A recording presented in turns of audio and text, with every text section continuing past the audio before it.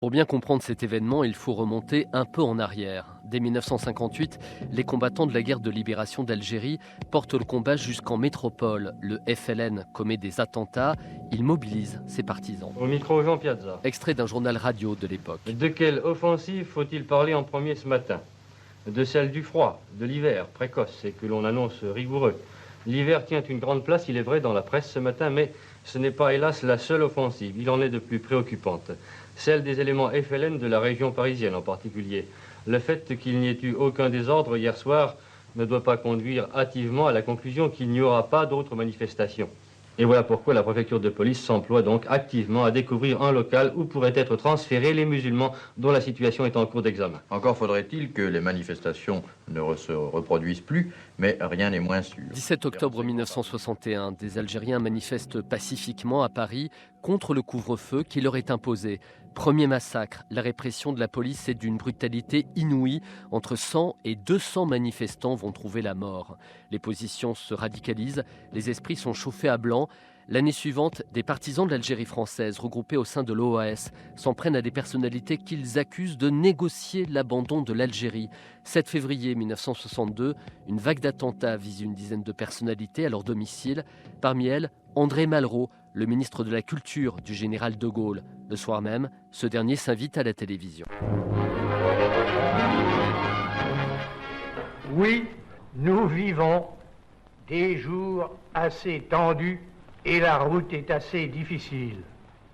Certains Français indignes se sont lancés dans des entreprises subversives et criminelles. André Malraux n'était pas chez lui au moment de l'attentat, mais une fillette de 4 ans est terriblement blessée au visage. L'émotion est immense.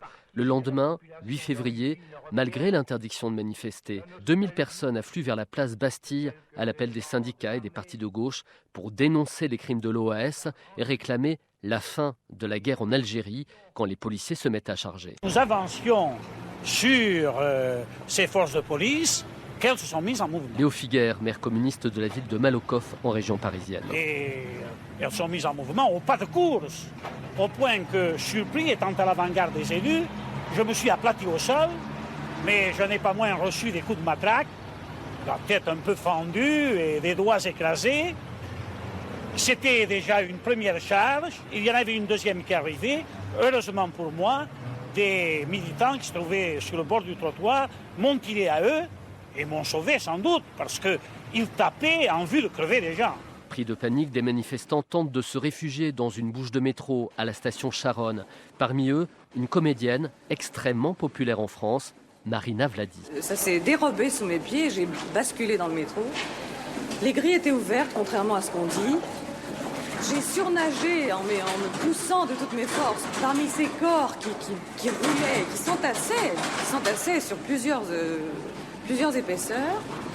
Et j'ai réussi, j'ai eu la chance de peut-être en écrasant des gens d'ailleurs, je n'en sais rien, à me sortir de cette masse qui roulait. J'ai couru, j'ai sauté un truc de séparation et je suis montée dans une rame. Et nous étions deux, il y avait un garçon et moi. Visiblement un garçon vigoureux aussi, comme moi je l'étais à 20 ans. Et on était verts et on ne pouvait plus respirer. On a failli vomir tellement on avait peur, vraiment. Et le souvenir, c'est la tête des gens dans le métro qui ont vu deux énergumènes qui se regardaient fixement dans les yeux, parce qu'on savait, nous, d'où on sortait. Robert Bartolotto, lui, est ouvrier. J'ai vu des femmes recevoir des grilles d'arbres. Et même quand je me suis trouvé dans la loge de la concierge, la femme... Elles arrivaient par 5-6 à la fois. Et j'ai vu même une femme avec la poitrine complètement ouverte. Et la concierge a dû déchirer ses draps pour pouvoir faire des pansements parce qu'elle n'avait plus rien pour soigner. Le témoignage de Simone Lacoste, infirmière dans un hôpital qui recevait les victimes. Moi j'ai toujours en mémoire le bruit des pneus des voitures qui arrivaient au coin de la rue des Bleuets ici. Les bruits des portières frappées en hâte et les gens que l'on déposait. Alors là c'était l'horreur, vraiment ce jour-là. Des blessés par dizaines. Beaucoup sont morts ici. 4.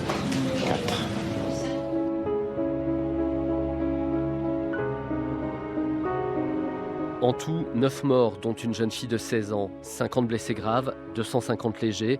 5 jours plus tard, des centaines de milliers de personnes accompagneront en silence les victimes jusqu'au cimetière du Père-Lachaise. Les policiers de la 32e compagnie, auteurs du massacre, ne seront jamais poursuivis ni condamnés. Durant 20 ans, les autorités refusent toute commémoration du drame. Il faudra attendre l'arrivée de la gauche au pouvoir. En 1982, une plaque est apposée dans la station du métro de Charonne. Et il y a 15 ans, en 2007, à l'intersection de la rue Charonne et du boulevard Voltaire, une place est inaugurée en hommage des victimes, la place du 8 février 1962.